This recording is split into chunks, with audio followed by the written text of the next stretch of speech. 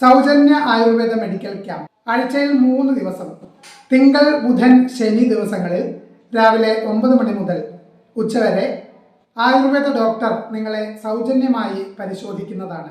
പ്രമുഖ കമ്പനികളുടെ ഔഷധങ്ങൾ മിതമായ നിരക്കിൽ, ഡിസ്കൗണ്ട് നിരക്കിൽ നിങ്ങൾക്ക് ലഭ്യമാക്കുന്നതുമാണ്. നമ്മുടെ ചികിത്സ തുടർന്നു പോകും. തുടർ ചികിത്സയാണ് ഇതിന്റെ ലക്ഷ്യം. ഷൊർണൂരിൽ ബസ് യാത്രക്കാരിയുടെ സ്വർണ്ണമാല കവർന്ന കേസിൽ പ്രതികൾ പിടിയിൽ. കോയമ്പത്തൂർ സുണ്ടക്കാമുതൂർ വിവേകാനന്ദ സ്ട്രീറ്റിൽ ഈശ്വരി എന്ന ചിത്ര, പാലക്കാട് മുതലമട അംബേദ്കർ കോളനിയിൽ ശാന്ത എന്ന ശാരദ എന്നിവരാണ് പിടിയിലായത്.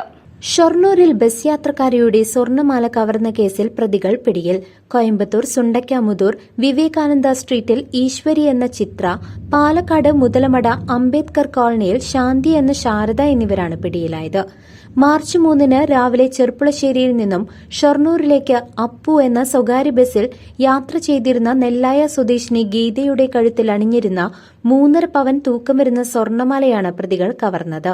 ഗീതയുടെ പരാതിയിൽ കേസ് രജിസ്റ്റർ ചെയ്ത് അന്വേഷണം ആരംഭിച്ച ഷൊർണൂർ പോലീസ്, പട്ടാമ്പി ഭാഗത്ത് വാടകയ്ക്ക് താമസിച്ചിരുന്ന തമിഴ്നാട് സ്വദേശികളാണ് കുറ്റകൃത്യത്തിൽ ഉൾപ്പെട്ടിട്ടുള്ളത് എന്ന് മനസ്സിലാക്കി.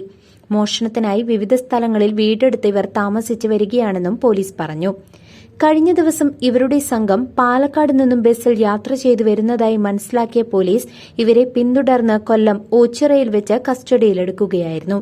പ്രതികളെ വിശദമായി ചോദ്യം ചെയ്തതിൽ ഇത്തരത്തിൽ നിരവധി കുറ്റകൃത്യങ്ങളിൽ ഉൾപ്പെട്ടിട്ടുണ്ടെന്നും സംഘത്തിൽ നിരവധി ആളുകളുണ്ടെന്നും ആറ്റുകാൽ, പൊങ്കാല ഉൾപ്പെടെ ജനത്തിരക്കുള്ള ഉത്സവങ്ങളും മറ്റും കേന്ദ്രീകരിച്ചാണ് ഇവരുടെ സംഘം മോഷണം നടത്തിവരുന്നതെന്നും പോലീസിന് മൊഴി നൽകി.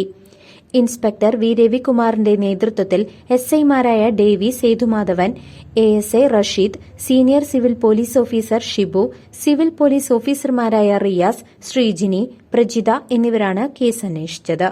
News desk CCV.